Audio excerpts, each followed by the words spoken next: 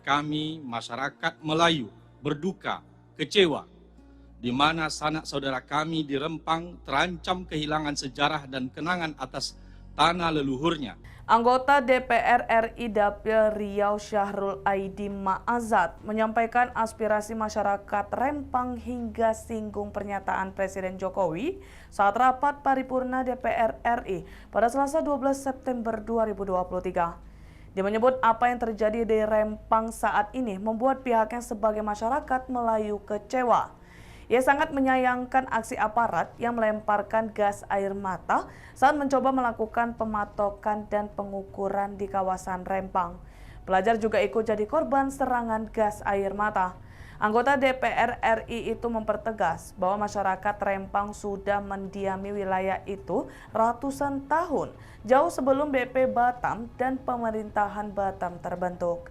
Syahrul Aidi melanjutkan setiap kebijakan pemerintah harus mempertimbangkan hak asasi manusia yang diatur dalam konstitusi.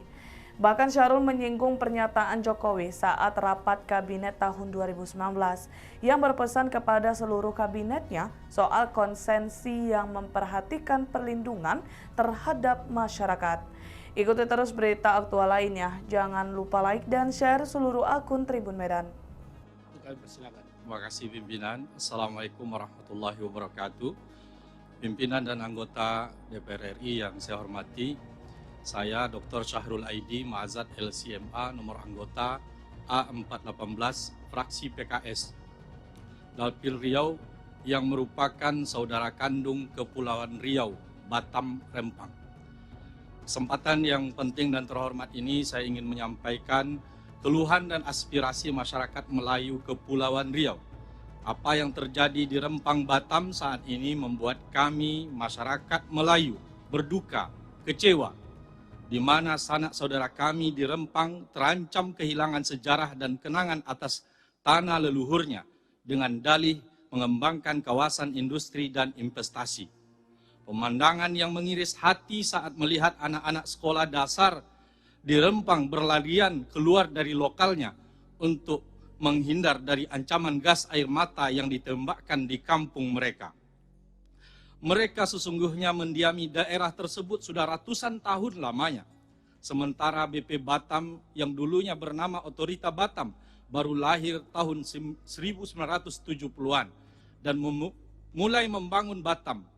Dari sinilah lahirnya istilah kampung tua, diartikan kampung yang sudah ada sebelum Otorita Batam ada, bahkan sebelum Indonesia merdeka.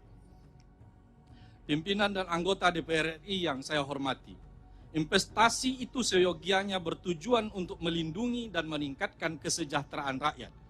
Pasal 33 ayat 1 Undang-Undang Dasar 1945 jelas menyebutkan bahwa investasi untuk perekonomian disusun sebagai usaha bersama berdasarkan atas asas kekeluargaan dan melindungi tumpah darah Indonesia. Konstitusi kita juga menjamin hak asasi manusia. Oleh karena itu, setiap kebijakan pemerintah harus berdasarkan kepada hak memelihara hak-hak asasi tersebut, termasuk di Pulau Rempang. Bapak Ibu hadirin yang saya hormati, pada tahun 2019, saat rapat kabinet, Bapak Joko Widodo, Presiden Republik Indonesia berpesan kepada seluruh kabinetnya bahwa jika ada izin konsesi dan di dalamnya ada masyarakat, maka pastikan masyarakatnya terlindungi dan diberikan kepastian hukum.